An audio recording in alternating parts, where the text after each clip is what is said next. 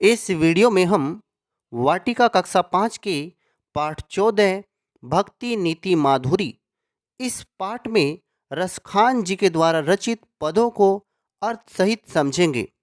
तो सबसे पहले देखते हैं हम इस पद को। ये पहला पद है जो रसखान जी के द्वारा रचित आपकी वाटिका में दिया गया है। आपको इसे गाकर भी याद करना है। कैसे गाना है?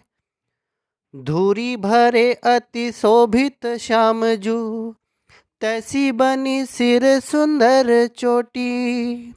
धूरी भरे अति शोभित श्यामजू, तैसी बनी सिर सुंदर चोटी। खेलत खात फिरे अंगना पग, पैजनी बाजती पीरी कछोटी। वाछवी को रस खानी बिलोकत, वारत काम कला निज कोटी। काग के भाग बड़े सजनी, हरि हाथ सोले गयो माखन रोटी। इस तरह से आपको ये गाकर भी याद करना है।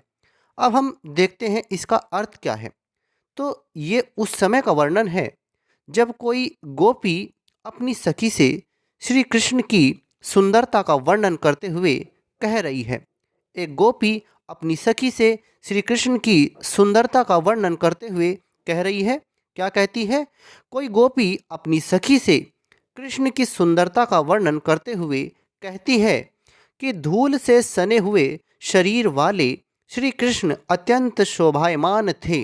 धूल से सने हुए शरीर वाले श्री कृष्ण अत्यंत शोभायमान थे।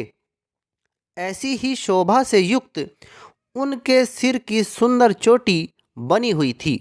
वे खेलते हुए और माखन रोटी खाते हुए अपने आंगन में घूम रहे थे।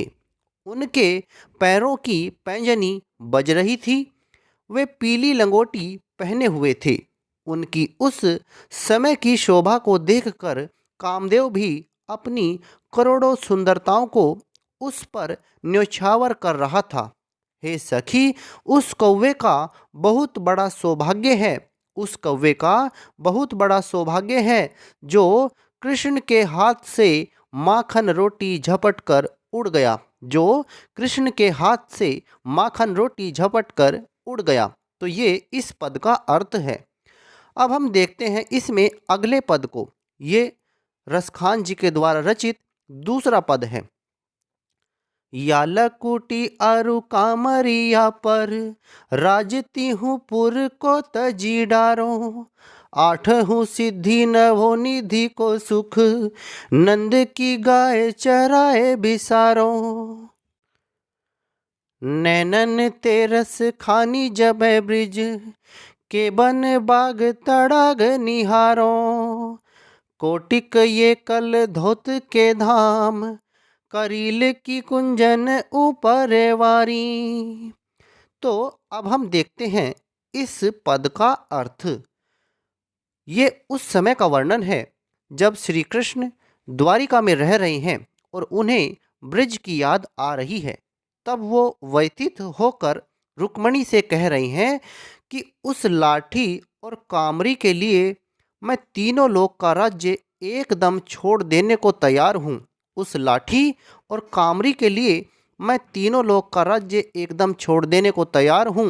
नंद की गाय चराने के लिए अणिमा आदि आठों सिद्धियों के तथा पदम आदि नवों निधियों के सुख का त्याग करने को उद्यत हूँ, मतलब तैयार हूँ। जब से मैंने अपनी इन आँखों से ब्रज के वन और तालाबों को देखा है, वन और यहाँ पर वन और तालाबों को देखा है, अर्थात मुझे उनकी याद आई है, तब से मैं उसके लिए इतना आतुर हो गया हूँ कि मैं वैभव के प्रतीक इन करोड़ों सोने चांदी के महलों को ब्रज के करील कुंजों के ऊपर न्योछावर करता हूँ। ब्रज के करील कुंजों के ऊपर न्योछावर करता हूँ। तो इस तरह से ये हमारा रसखान जी के द्वारा रचित दूसरा पद है। इसका अर्थ भी हमने देख लिया है। अगर आपको यह वीडियो अच्छा लगा है, इसमें आपको कुछ सीखने को मिला है, तो कृपया करके इसे लाइक और शेयर करें तथा हमारे चैनल को सब्सक्राइब जरूर करें। धन्यवाद।